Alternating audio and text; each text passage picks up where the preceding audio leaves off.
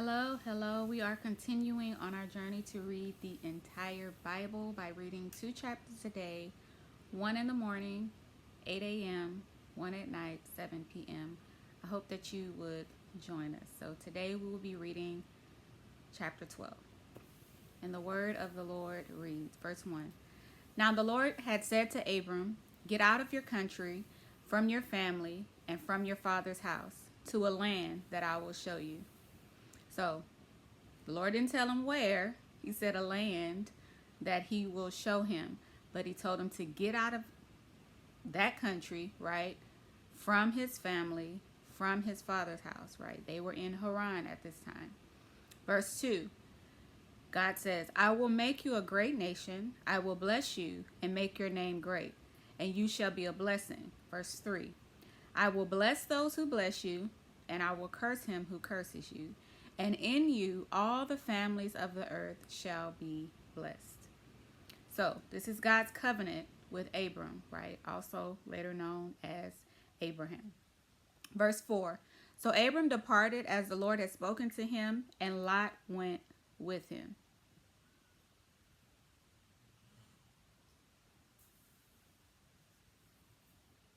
And Abram was 75 years old when he departed from Haran. Verse 5, "Then Abram took Sarai his wife, and Lot his brother's son, and all their possessions that they had gathered, and the people whom they had acquired in Haran, and they departed to go to the land of Canaan." So they came to the land of Canaan. So Abram was not living pillar to post. He was wealthy. He had people that worked for him that he taken care of as well.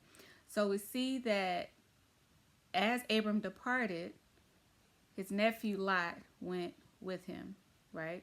So verse 6, "Abram passed through the land to the place of Shechem, as far as the terebinth tree of Moreh, and the Canaanites were then in the land." So Abram and his whole crew, his workers, all the things he had, people he had, they moved from Haran to Shechem in Canaan, right? Verse 7, "Then the Lord appeared to Abram and said, 'To your descendants I will give this land.' And there he built an altar to the Lord who had appeared to him." Right? So this is the first time since the garden that the Lord has been with man. We saw in the garden where he said he walked with them in the cool of the day. And here we see the Lord appear to Abram. So wherever you build an altar to God, you take possession of that place. That place is counted for God, right? Verse 8, "And he moved from there to the mountain east of Bethel, and he pitched his tent with Bethel on the west and Ai on the east. There he built an altar to the Lord and called on the name of the Lord." Verse 9, "So Abram journeyed, going on still toward the south." Verse 10, "Now there was a famine in the land, and Abram went down to Egypt to dwell there, for the famine was severe in the land." So the journey from Shechem to Egypt is about 250 to 300 miles, right? Which back then would have taken them about 6 weeks. Okay, for us, we could drive, if we're going about 60 miles an hour, we could probably drive there in 4 to 5 hours, right? So verse 11 says, "And it came to pass when he was close to entering Egypt that he said to Sarai, his wife, 'Indeed, I know that you are a woman of beautiful countenance.'" So my question, why would a woman so beautiful be barren if God had commanded us to be fruitful? That's just a question I have. We'll probably find out later why. Verse 12, "Therefore what happened when the Egyptians see you, they will say, 'This is his wife,' and they will kill me, but they will let you live." Verse 13, this is Abram talking to Sarai. "Please say you are my sister, that it may be well with me for your sake, that I may live because of you." Verse 14, "So it was when Abram came into Egypt that the Egyptians saw the woman, that she was very beautiful." Verse 15, "The princes of Pharaoh also saw her and commended her to Pharaoh, and the woman was taken to Pharaoh's house." So the Pharaoh's sons, the princes, right, even bragged about how beautiful she was to them.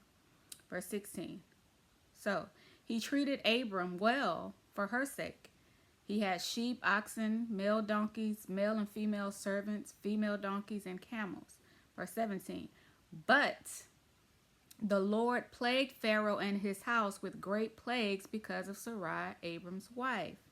So this was still another man's wife, even though the Pharaoh had no knowledge of it at the time. So it makes you wonder, if you're married to somebody else's wife or husband, why you may be going through it, right? Maybe you don't know what comes along with that. So there are solutions to every problem in the Bible, right? It'll teach you how to pray right, okay? Verse 18, and Pharaoh called Abram and said, what is this you have done to me? Why did you not tell me she was your wife? So who told Pharaoh? I wonder how Pharaoh found that out, right? I guess he would call out to somebody to find out why all these things are happening in his house. Okay, verse 19. Pharaoh tells Abram, why did you say she's my sister? I might have taken her as my wife. Now therefore, here's your wife. Take her and go your way. Verse 20. So Pharaoh commanded his men concerning him, and they sent him away with his wife and all that he had. So Pharaoh kicked them out, right? But they were able to take all of their things with them. So, verse 12, we see that God had more instructions for Abram. And just like with Noah, I'm kind of seeing there's kind of like a pattern, right?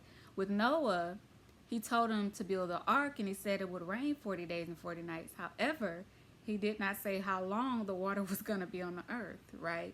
We see with Abram, he tells him, get out of your country, away from your family, away from your father's house. And he just says, to a land I'm going to show you, right? But Abram went on his way. Yeah, you see? And so it's starting to become a common thing that God will tell you one thing, and you have to start moving in that one thing, right? And so obedience, the very first thing, obedience is so important. And we're seeing, I don't know if they threw a tantrum or anything, you know, like when God tells us stuff now, it's kind of like a little rebellious thing that happens. I'm wondering, like, it appears that they just obeyed. They almost like they didn't need to know the end result. They just had this trust like we're supposed to have in God.